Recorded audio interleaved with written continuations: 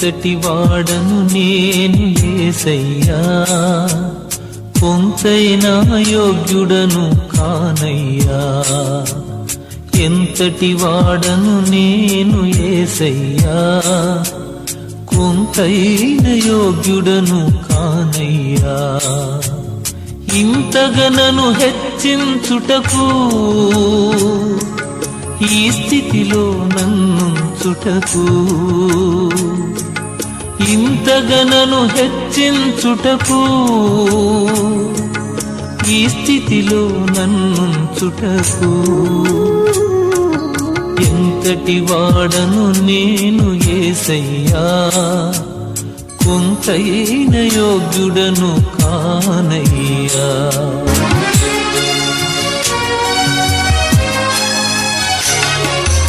ఐశ్వర్యము గొప్పతనమును కలిగించు దేవుడవివే, హెచ్చించువాడవును బలమిచ్చువాడవు నీవే. ఐశ్వర్యము గొప్పతనమును కలిగించు దేవుడవివే, హెచ్చించువాడవును బలమిచ్చువాడవు నీవే. మీ పారంపర్యాచారం నిమిత్తమై మీరు మీ పారంపర్యాచారం నిమిత్తమై దేవుని వాక్యమును నిరర్థకం చేస్తున్నారు. వేషధారులారా, ఈ ప్రజలు తమ పెదవులతో నన్ను గణపరుచుదురు గాని వారి హృదయము నాకు దూరంగా ఉన్నది. మనుషులు కల్పించిన పద్ధతులను దైవోపదేశములని బోధించుచు వారు నన్ను వ్యర్థంగా ఆరాధిస్తున్నారు.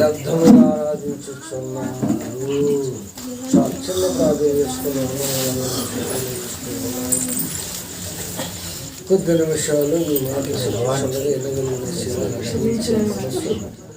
నాకు మాకు అందరూ దయచేసి అందరితో మీరు మాట్లాడి మహిమపరుచుకుంటారని నజరేస్తున్నామని అడుగుచున్నాను తండ్రి.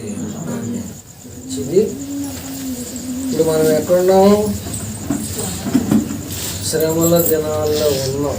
మొన్న పోయిన బుధవారం బైబిల్ ఎక్కడుందన్నమాట.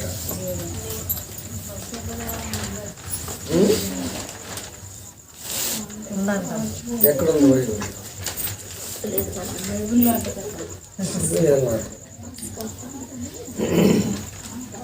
ఏవేళ్ళు 2:12 ఇచ్చారు. మన నేను బసబోధారం నుండి వాక్యం వినయాను. 2:12 చూపించారా? అది బసబోధారం ఉండాలా? చూసుకున్నానండి బైబిల్ బసబోధారం చూసింది. 40 దినాలు దేనికి సంబంధించింది? అక్కడికి వెళ్ళాలి మనం. ఈ ప్రజలు ఏం చేస్తున్నారు అంటే, మన పితరుల నాటి వస్తున్న ఆచారము నిమిత్తము మన తల్లిదండ్రులు వాళ్ళ పద్ధతుల ప్రకారం నడుస్తూ మన పితరుల పారంపర్యాచార నిమిత్తము దేవుని వాక్యమును నిరర్థకము చేయుచున్నారు. బాగా నది మాట. యేసు ప్రభు గారు 40 దినములు ప్రార్థన చేసినట్టు బైబిల్లో ఉంది. బైబిల్ వాక్యాన్ని విరోధం కాదు. కానీ మనుషులు కొన్ని పద్ధతులను సిద్ధాంతాలను కల్పించి అదే మానవాళికి నిజమన్నట్లుగా తెలియజేస్తూ నడుస్తూ ఉన్నారు. అదే బాధాకరమైన విషయం. అర్థమవుతుందా? ఇక్కడ అన్నాడు, మన చిత్రనాటు వస్తున్న ఆశలు వాళ్ళు చూసుకుంటూ వచ్చినట్లయితే ఎలా ఉన్నారు అంటే, మన తండ్రులు ఇలా చేసుకుంటూ వచ్చారు, మన తండ్రులు ఎలా చేసుకుంటూ వచ్చారు అని చెప్పేసి. ఇప్పుడు నా చిన్నతనంలో మా అమ్మగారు ఏం చేసేదంటే, ఈ శ్రమ దినాలు అని చెప్పి యేసు ప్రభు గారి పటాలన్నీ తిప్పేసి మీ చిన్నవాళ్ళకి తెలిసేది కాదుగా. ఇల్లు వెలిగితే ముగ్గేసేది కాదు, కళలు వెళ్తే ముగ్గేసేది కాదు. ఏంటమ్మా అంటే ప్రభువారు శ్రమల దినాల్లో ఉన్నారా అని చెప్పి అది నేను అనుకున్నాను. అప్పుడు వాళ్ళు చెప్పిందే మాకు యాదవ, ఆ పాస్టర్ గారు బోధించిందే మాకు తెలుసు. ఆ బైబిల్ చదవాలని చెప్పిన వాళ్ళు లేదు, భక్తి చేయమని చెప్పిన వాళ్ళు లేదు. ఆదివారం వెళ్తున్నాము వస్తున్నామో సరిపోతుంది. కనుక ఈ రోజున నీవైనా నేనైనా ఎవరైనా సరే బైబిల్లో ఏమున్నది అని మొదట పరిశీలన చేయాలి. ఏముంది బైబిల్ అసలు మనకి ఏమని తెలియజేస్తున్నది, ఉన్న విషయం ఏమిటి, అది ఎందరూ గ్రహించగలుగుతున్నారు, ఎందరూ ఆ ప్రకారం చేస్తూ ఉన్నారు అన్నది మనం తెలుసుకోవటం మంచిది. మనం ఆరాధించే ఆరాధన, మనం చేస్తున్న పూజలు పునస్కారాలు అది వాక్యానుసారమైనదా, లేకపోతే మనుషులు కల్పించిన పద్ధతులను దైవోపదేశములను బోధిస్తూ దేవుని అర్థముగా ఆరాధిస్తూ ఉన్నామా, అది మనం ఇప్పుడు నేర్చుకోవాల్సిన పాయింట్. మనం నేర్చుకోవాల్సింది ఏమిటి, నిజంగా నేను ఆరాధించే ఆరాధన వాస్తవం ఉన్నదా, నేను చేసే భక్తికి అర్థం ఉన్నదా, లేకపోతే ఎవరో కల్పించిన పద్ధతులను అయ్యా దైవం యొక్క వాక్యములు అన్నట్లుగా మనం బోధించుకుంటూ ఈ మనుషులను పెడత్రోవను పట్టిస్తున్నామా అన్నది కూడా మనం ఆలోచించాలి. అదే దేవుడు అంటున్నాడు, ఈ ప్రజలు తన పెదవులతో నన్ను గనపరుస్తున్నారు, హృదయం నాకు దూరముగా ఉన్నది, మనుషులు కల్పించిన పద్ధతులను దైవోపదేశములను బోధిస్తూ వాళ్ళు నన్ను వ్యర్థముగా ఆరాధిస్తూ ఉన్నారు. ఈ రోజున క్రైస్తవులైన వారు ఈ సత్యాన్ని గ్రహించాలి. ఏ సత్యాన్ని, మనం చేస్తున్నది దేవునికి అనుకూలమైనదా లేకపోతే వ్యర్థమైన ఆరాధన చేస్తూ దేవుని అర్థంగా ఆరాధిస్తున్నామా అన్నది నేర్చుకోవాలి. ఒకటే చూద్దాం, చూడండి. మత్తయి రాసిన శుభవార్త 3వ అధ్యాయం 16-15 వచనాలు చూద్దాం. వాక్యాన్ని బట్టి మనం ఫాలో అవుదాం, వాక్యం విషయాలు గ్రహిద్దాం. ఉత్తి మాటలు మనకు యేసు బాప్తిసం పొందిన వెంటనే, యేసు ప్రభువారు యోహాను గారి చేత బాప్తిసం పొందిన వెంటనే నీళ్ళలో నుండి ఒడ్డుకు వచ్చాను. ఇదిగో ఆకాశము తెరవబడెను. దేవుని ఆత్మ పౌరం వలె దిగి తన మీదకి వచ్చుట చూశాను. మరియు ఇదిగో ఈయనే నా ప్రియ కుమారుడు, ఈయనందు నేను ఆనందిస్తున్నానని ఒక శబ్దము ఆకాశం నుండి వచ్చాను. చాలు. ఇప్పుడు మనం ఆలోచించాలి. ప్రభువారు 30 సంవత్సరాల వరకు బయటికి రాలే, 30 సంవత్సరాలు తండ్రితో ఉన్నారు.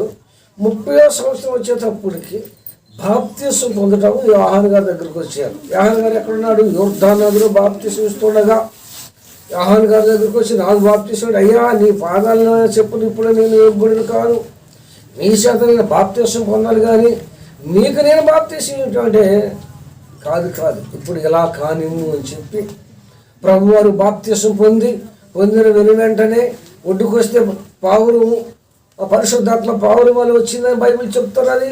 ఆకాశంలో స్వరం పడిందని చెప్తున్నది. ఎంత స్పష్టంగా బైబిల్ చెప్పుచుండగా, ఇంత స్పష్టంగా బైబిల్ తెలియజేస్తుండగా ఎందుకు ఈ క్రైస్తవులు ఈ విషయాలు గ్రహించట్లేదు అన్నదే నా బాధ.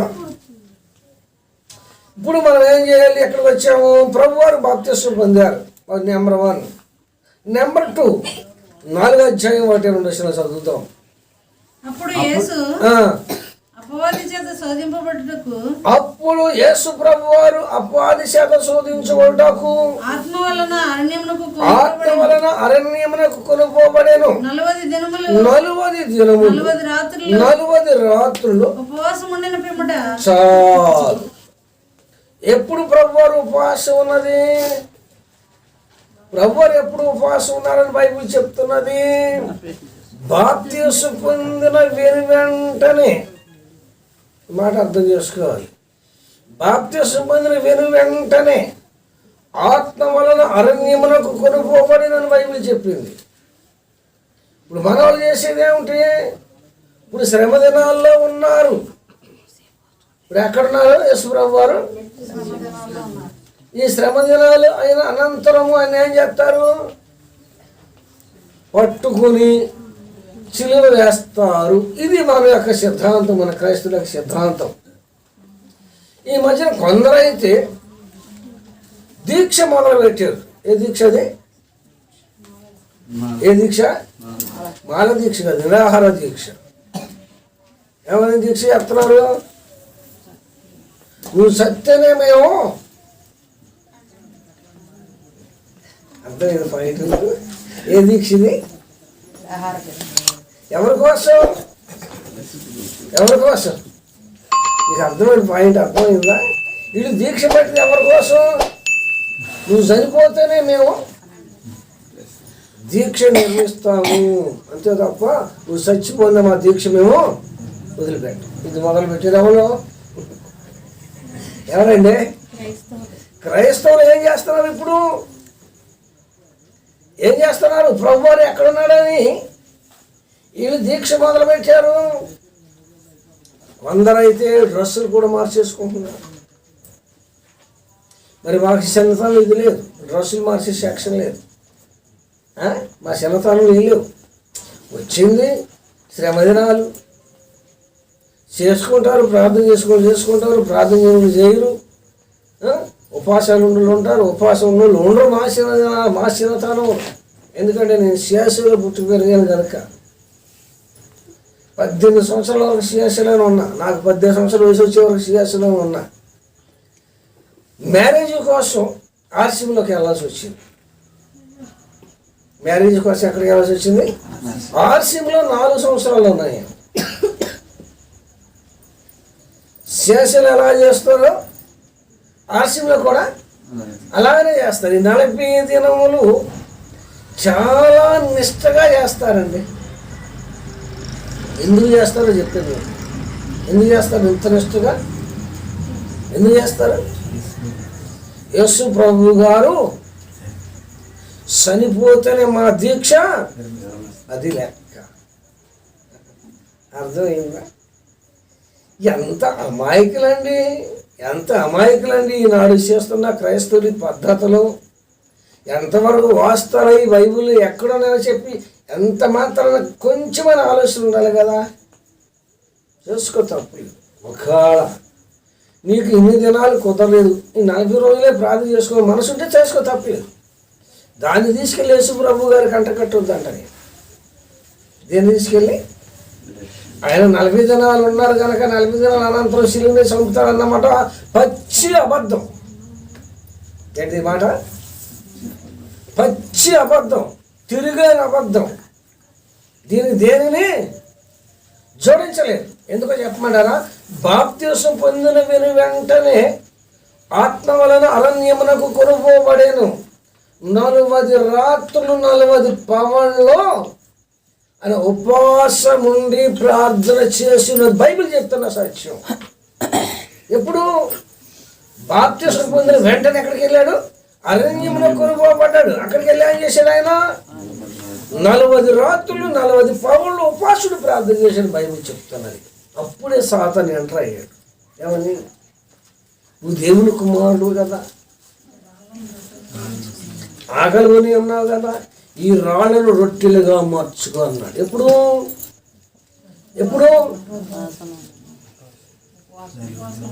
సాతాను ఎంటర్ అయింది ఎప్పుడు?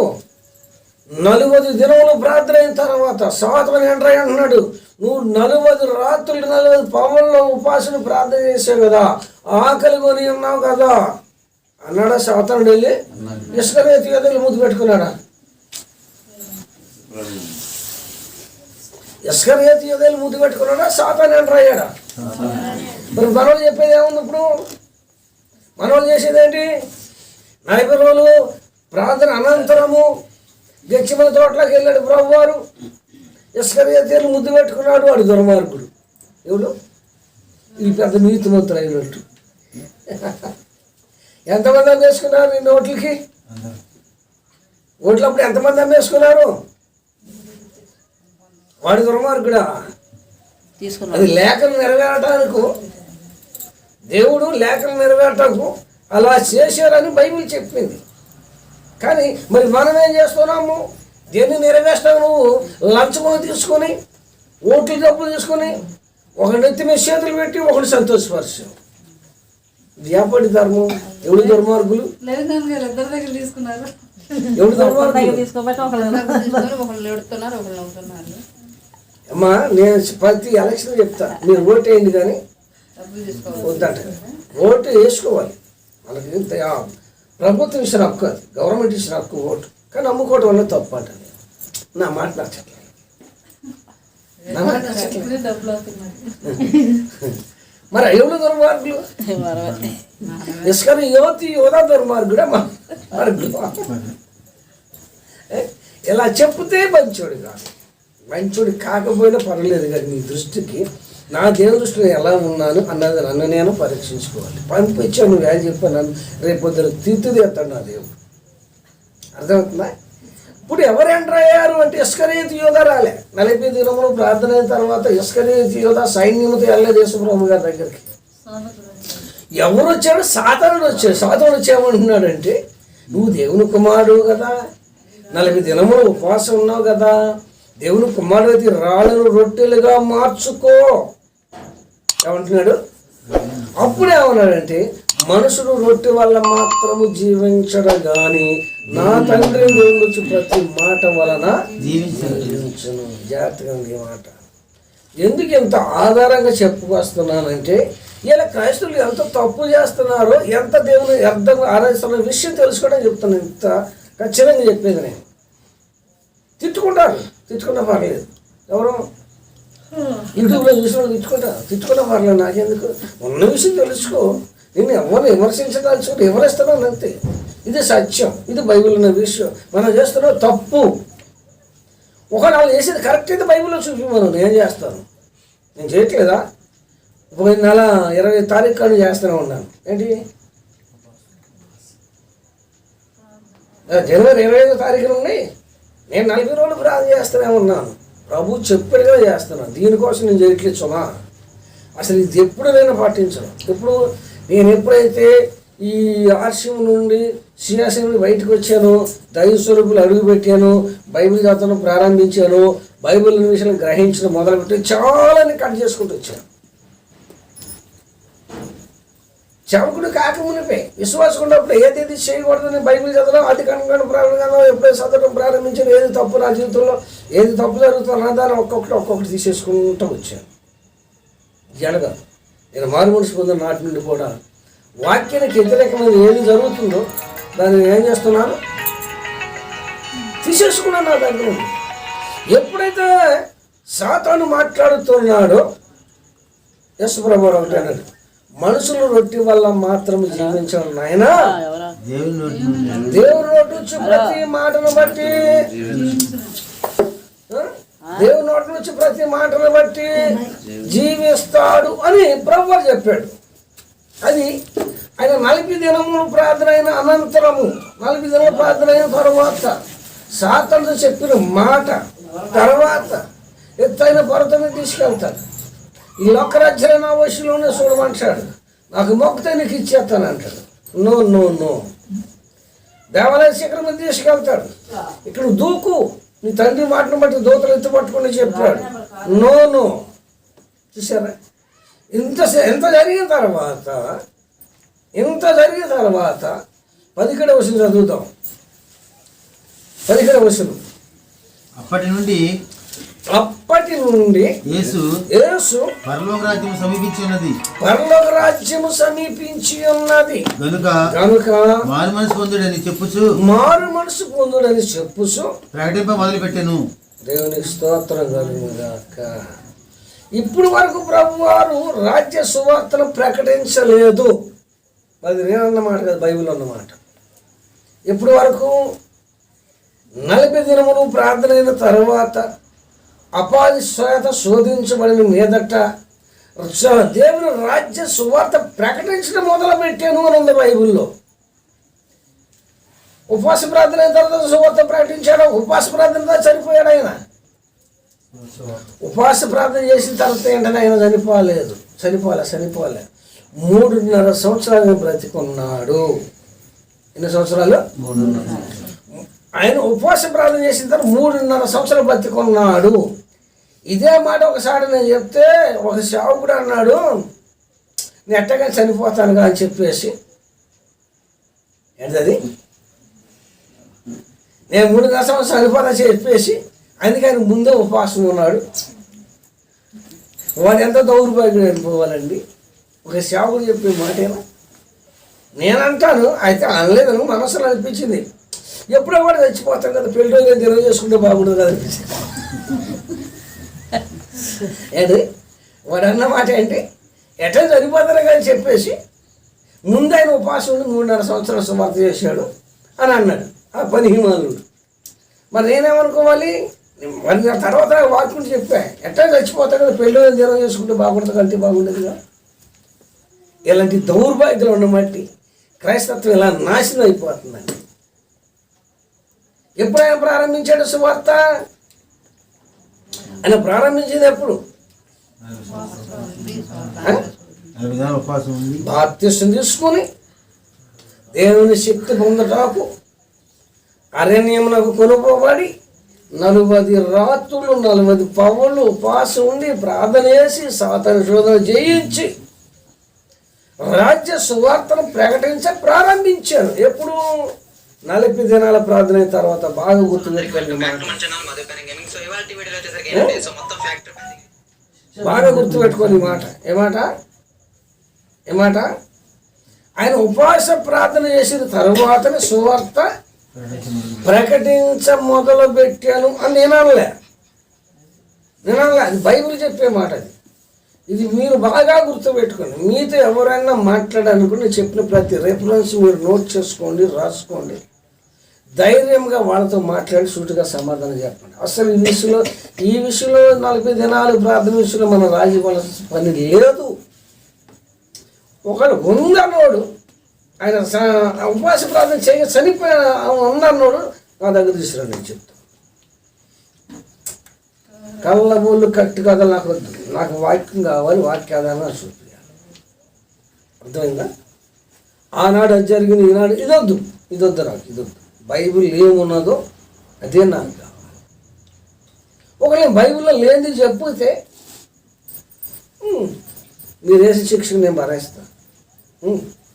ఒకడు ఉన్నదని మీరు నిరూపించగలిగితే ఈ 40 రోజుల ప్రార్థన మళ్ళీ ఉపవాసం మళ్ళీ ప్రార్థన చేస్తాను. దగ్గరికి వచ్చేసింది 15 రోజులే ఉన్నాయి కదా. నా తీర్మానం 15 రోజులకి అయిపోతుంది. ఉన్నది కూడా చేసేస్తాం. ఇది కరెక్ట్, మేము చేసేది కరెక్ట్ అని నిరూపించగలిగిన ఏ పాస్టర్ అయినా సరే, ఏ ఫాదర్ అయినా సరే రామన్న దగ్గర, ఏ ఫాదర్ అయినా సరే రామన్న. వాక్యం చెప్పిందండి. ఆయన బాప్తిసం పొంది ఉపవాసం ఉండి సాతాను శోధించబడిన తరువాత ఏం చేశాడు ఆయన?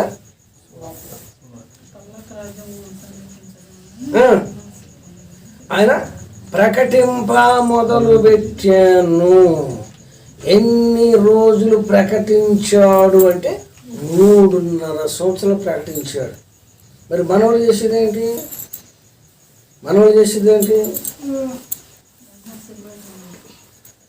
నరకరాలు అయిపోయి యేసుప్రభు గారు పట్టుకెళ్ళిపోయారు. ఎక్కడికి? గెచ్చిన తోటలోకి వెళ్ళి పాలు చేత పట్టుకెళ్ళిపోయారు. ఎంతో వింత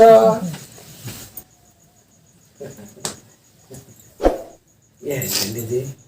బైబిల్లో లేదు తీసుకొచ్చి ఉన్నట్టుగా ప్రజల్ని తప్పుకోవాలని నడిపిస్తున్నారంటే ఈ రోజున. నిజంగా వీళ్ళ బోధలున్న వాళ్ళు ఏమైపోవాలి రేపు పొద్దున? ఈ బోధలున్న వాళ్ళు ఏమైపోవాలండి? సరే, ఇప్పుడు ప్రభు వారు సువార్త ప్రకటిస్తూ మొదలుపెట్టాడు అనుకున్నాం కదా. ఎప్పుడు వరకు ప్రకటించాడు అనుకున్నాం? 3.5 సంవత్సరాలు ప్రకటించాడు.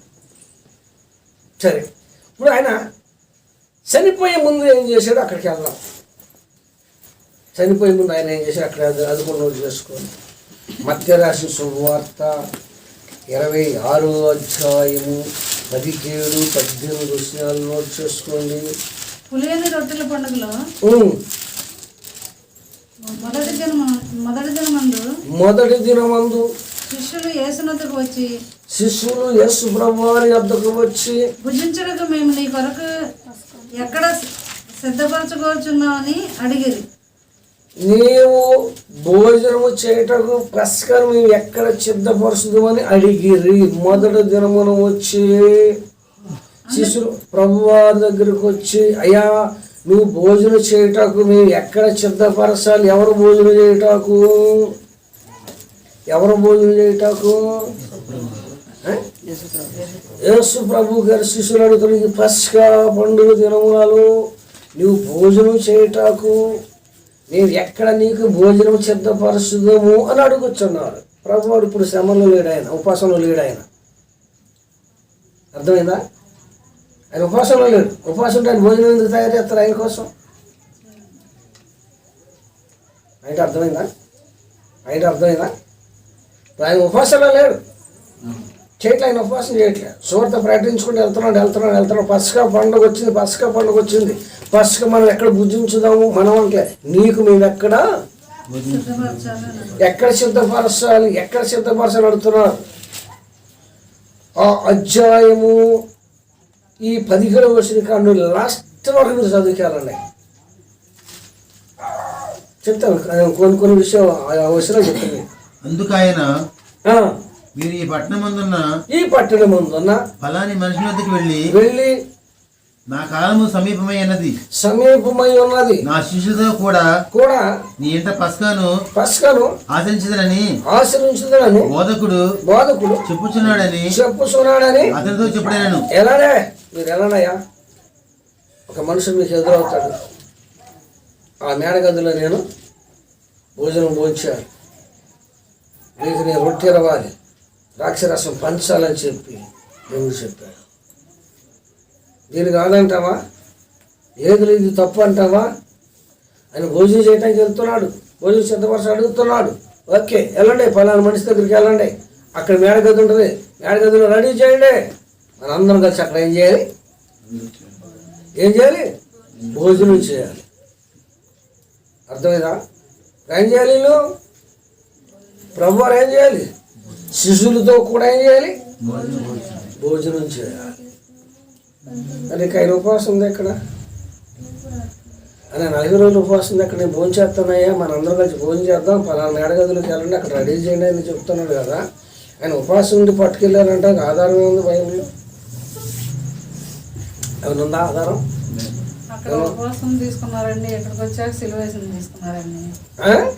అదేనండి, ఆ పాస్టర్ గారు అదే అన్నాడు, ఎట్టగా చచ్చిపోతాను కదా అని చెప్పి ముందు ఆయన ఉపవాసం చేశాడు. అందుకే ఆ మాట మీకు అడ్డం పెట్టి ఎలాంటి వాళ్ళు ఉంటారు. ఆయన ఉపవాసం చేసిన వెంటనే చనిపోలేదని చెప్పి అంతా వాక్యాలను చెప్పుకొచ్చేది. ఎందుకంటే ఆ వాక్యం గ్రహించాలని చెప్తున్నా. ఆయన అదే అన్నాడు, ఎట్లా చచ్చిపోతానని చెప్పి ముందు ఆయన ఉపవాసం ఉన్నాడు, అందుకే చంపేశారు ఆయన అన్నాడు. అట్టగా అసలు వాక్యం మనకేం చూస్తుంది.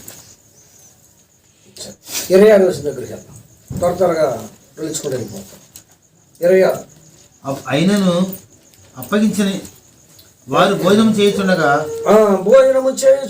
యేసు పట్టుకొని దాన్ని ఆశీర్వదించి విరిచి తన శిష్యులకు ఇచ్చి మీరు తీసుకుని తినుడి, ఇది నా శరీరం అని చెప్పాను.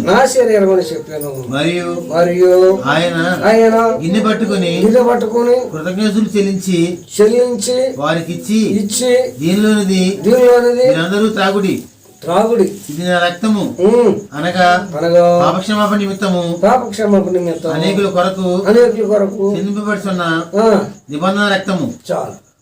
ఇప్పుడు వాళ్ళందరూ గదిలోకి వెళ్ళారు, ఆ మేడ గదిలోకి వెళ్ళారు. శిష్యులందరూ కాళ్ళు కడిగాడు ప్రభువారు, రొట్టె విరిశాడు, ఇది తినండి, ఇది నా శరీరం అన్నాడు. ఒక పాత్ర తీసుకున్నాడు, దాంట్లో దాని ద్రాక్ష రసం పోసారు, ఇదిగో ఇది నా రక్తం, దీన్ని తాగమని చెప్పి అన్నారు. అన్న తర్వాత 47 వచనం ఆయన ఇంకను మాట్లాడుచుండగా 12 మందిలో ఒకడగు యోధా వచ్చాను. వారితో కూడా బహు జన సమూహము కత్తులు గుదియలు పట్టుకుని ప్రధాన యాజకుల వద్ద నుండి ప్రజల పెద్ద వద్ద నుండి వచ్చాను. చూసారా? ఈయన భోజనం చేసి శిష్యులకు భోజనం పెట్టించి గెత్సేమనే తోటకి వెళ్ళి ప్రార్థన చేయుచుండగా, ఎక్కడికి వెళ్ళారు? గెత్సేమనే తోటలోకి వెళ్ళి ప్రార్థన చేయుచుండగా ఇస్కరియోతు యోధా ప్రధాన యాజకుల దగ్గర ఉండి బంట్రోతుల్ని అధికారులని పెద్దల్ని వెంట పెట్టుకుని ఈయన ఒంటరికొండ స్థలానికి వెళ్ళి ప్రార్థన చేస్తుండగా అయ్యా మరి శిష్యులు కూడా యేసు ప్రభు లాగానే ఉండాలి కదా, మరి ఎలా మేము గుర్తుపట్టగలుగుతామంటే నైతే ఎవరినైతే ముద్దు పెట్టుకున్నాడో ఆయన యేసుక్రీస్తు అని చెప్పి ఇస్కరియోతు యోధా ప్రభు అని అప్పగించాను. భోంచేసి వెళ్తారో భోంచేయకుండా వెళ్తారో? భోంచేసిన తర్వాత భోంచేయకుండా చెప్పండి. భోజనం అయిన తర్వాత భోజనం అవ్వకుండా మరి ఇది చేసేది ఎంత కరెక్ట్ మీరు చెప్పండి. నాకు మనల్ని పాటించేది ఎంత కరెక్ట్గా చెప్పండి. బైబిల్ అంత తేటగా సూటుగా మనకు తెలియజేస్తుంటే అసలు దీన్ని ఎక్కడ ఎవరు పుట్టించుకొచ్చారు? నా దగ్గర ఒక బుక్ ఉండాలి, బుక్ వాడు చేశారు. రవ్వారు చనిపోయి లేచిన తర్వాత కాదు, 300-400 సంవత్సరాల తర్వాత మొదలుపెట్టారు. అది 100ల తర్వాతే మొదలుపెట్టారు. ఎవరు మొదలుపెట్టింది కూడా బుక్లో రాశారు. ఈ ప్రసాద్ గిట్టే ప్రసాద్ వాడు చేశాడు ఆధారాలతో చూద్దాం.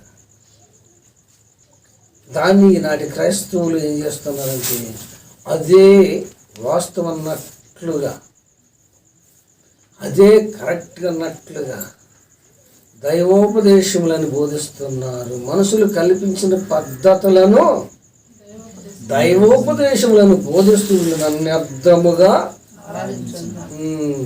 ఇప్పుడు దీన్ని బట్టి చూడగా మనవులు చేసేది ఎంతవరకు కరెక్టు, ఆ ప్రార్థనలు అర్థమైనవా వాస్తవమైనవా వాక్యం మనం అనుకుంటాం.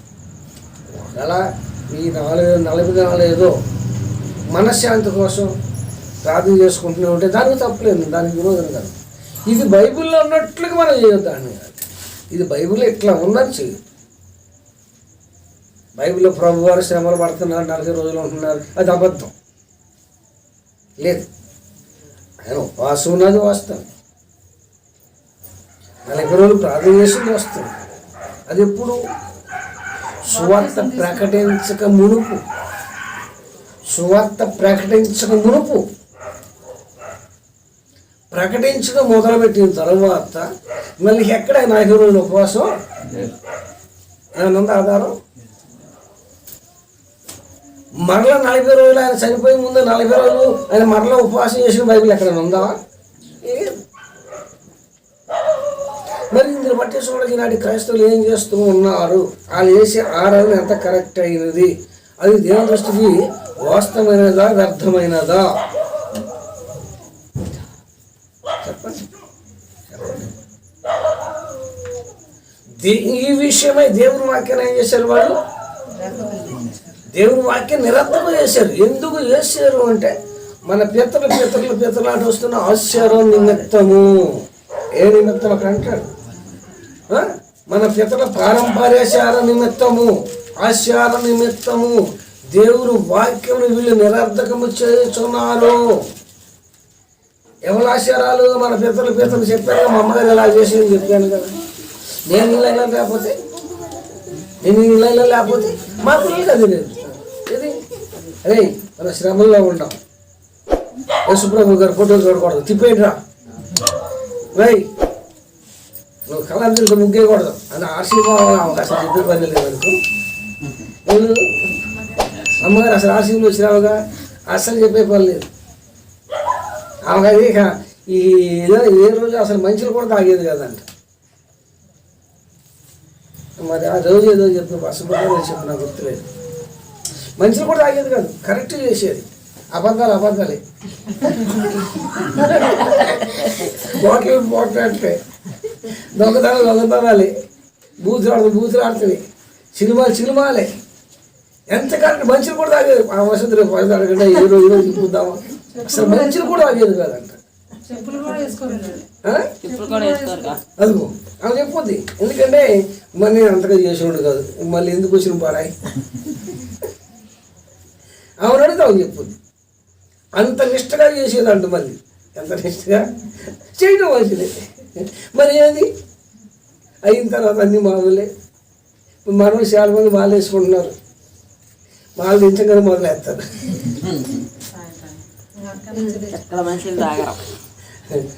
తాగుతాడు, పేకాడు, బూతులాడు, సినిమా చూస్తున్నాడు.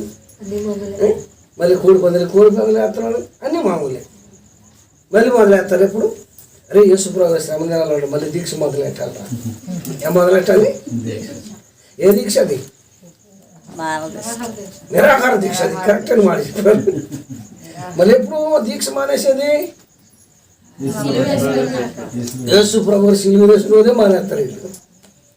ఎప్పుడు మానేస్తారు? ఎంత పిచ్చి చేష్టాలు చేస్తారు ఇలాంటి క్రైస్తవులు. నో బైబిల్ వాక్యం ఏమంటుందని ఇష్టపడదు. ఎందుకన్నా మనుషులు కల్పించిన పద్ధతులు దైవోపదేశమైన అర్థముగా ఆరాధిస్తున్నారు. అప్పుడు మనం చేసే ఆరాధన అంత కరెక్ట్ అయినది కాదు, దేవునికి అంగీకారమైనది కాదు. మీరు కొత్త ప్రాంతానికి వెళ్ళండి. ఎందుకు నేను బాబుజీ గారు నా పెద్ద అమ్మాయిని అడిగా, యేసుప్రభు గారు సిలువ వేసింది ఎప్పుడు అంటే 3 గంటలకు అంటున్నారు. ఎప్పుడంటే యేసుప్రభు గారు సిలువ వేసింది వీళ్ళు 12 గంటలకు మొదలు పెడతారు. ఎక్కడికి వెళ్ళి? గుళ్ళోకి వెళ్ళి పరాధీని ఏసై ఎప్పుడు 12 గంటలకు మొదలు పెడతారు. పాప 9 గంటలకే సిలువ వేసారు. పగలు 9 గంటలకు సిలువ వేస్తే వీళ్ళు ఎన్నింటికి వెళ్తారయ్యా గుడికి? 12 గంటలకు వెళ్ళి మొదలుపెట్టి 3 గంటలకు క్లోజ్ చేస్తారు. వీళ్ళని అడిగితే ఎప్పుడంటే చెప్పమంటారు 3 గంటలకి అంటారు. వీళ్ళు చెప్పి మీరు కొత్త వాళ్ళు ఎవరైనా అడగండి. మన లైన్ నేను చెప్పిన వాళ్ళు చాలా మట్టుకి తెలుసు కనుక వాళ్ళు కరెక్ట్గా చెప్తారు. బయట వాళ్ళు మీరు అడగండి. యేసుప్రభు గారు సిలువ వేసింది ఎప్పుడు అంటే ఖచ్చితంగా చెప్తే వాళ్ళు 3 గంటలకు అంటారు. 3 గంటలకు అది సరిపోయిన టైం, అది సిలువ వేసిన టైం కాదు. ఏ టైం అది? 3 గంటలకి ఆయన ప్రాణం విడిచిన టైం. వీళ్ళు అడిగితే చెప్తారు 3 గంటలు అంటారు. నో అది అబద్ధం. పగలు 9 గంటలు. మార్కు రాసిన సువార్త 15వ అధ్యాయము 25వ వచనం. ఇది అబద్ధమే. క్రైస్తవులు పాటించింది ఇది అబద్ధమే. అంత స్పష్టంగా బైబిల్ చెబుతుంటే ఆయనను సిలువ వేసినప్పుడు పగలు 9 గంటలు ఆయన 9 కానుండి 3 గంటల వరకు శిలువలో వేలాడుతూ వేతన పొందుతూ ఆయన ఆకలి రక్త బొట్టు వరకు కాలుస్తూ ఉండగా వీళ్ళు 10కో మొదలుపెట్టి ఇక వార్తలు మొదలు పెడతారండి. దేవుని దయ వల్ల వాక్యం తెలుసుకున్న తర్వాత మనం 9 గంటలకే ప్రారంభిస్తూ ఉన్నాం. ఎన్ని గంటలకే? పగలు 9 గంటలకే ప్రారంభిస్తూ 3 గంటల వరకు ప్రార్థన చేస్తూనే ఉన్నాం. ప్రార్థన చేస్తూ ఉంటాం, పాటలు పాడుతూ పాటలు పాడుతూ అలాగా 3 గంటలకు మన ప్రార్థనలో ఆపు చేస్తాం. అది బైబిల్ ఉన్నమాట. మనోడు చెప్పేది ఏంటంటే 3 గంటలుగా 3 గంటలకైనా ప్రాణం విడిచాను. ఇది రాసుకోండి, అడగండి. మన క్రైస్తవులు ఉంటారు కదా, వాళ్ళు అడగండి, వాళ్ళు చెప్తారు. మనం తెలుసుకోవడానికి అయ్యా యేసుప్రభు గారు సిలువ వేసింది ఎప్పుడో 3 మరి నేను వాకులో ఉండగా మరి ఆర్సీ భక్తి చేసి నేను 3 అంటే ఎప్పుడు సిఎస్సి ఆర్సీలో ఉండగా నేను 3 మరి అప్పుడే బైబిల్ చదువులు కాదు. ఇలా చదివినా కొంతమందికి అర్థం కాదు. బైబిల్ చదువుతానో అర్థం కాని విషయాలు చాలా ఉన్నాయి. నేను 13 సార్లు చదివేసి 14వ సారి మరలా నేను అండర్లైన్ చేసుకుంటూ వస్తున్నాను. 13 సార్లు అయిపోయింది. 14వ సారి మళ్ళీ మొదలు పెట్టాను. ఎస్తేరు గ్రంథం అయిపోయింది. ఏ గ్రంథంలోకి వచ్చా ఒక అధ్యాయం చదివేయాలి. మరి ఎందుకు పోయింది? కలజోడిపోయింది. ఏం చేయాలన్నది అర్థం కావట్లేదు. ఎక్కడ పెట్టు మంచి లేదు, బైబిల్ చదవాలి. ఒకసారి మీరు ఆలోచించండి. ఈ విషయం ముందు ఎవరైనా సరే మీరు చెప్పిన తప్పు అన్నవాడు నా దగ్గర తీసుకురండి. నేను చేసింది కరెక్ట్ అని నిరూపించగలిగితే నేను 40 రోజులు మరలా మొదలు పెడతాను. అంటే నేను మొదలు పెడతాను. బైబిల్లో చేయటం మన తప్పు, బైబిల్లో లేదు చేస్తే తప్పు, ఉండమని చేయటం అది కాదు. ఈ విషయం మీరు చాలా జాగ్రత్తగా ఆలోచించాలి.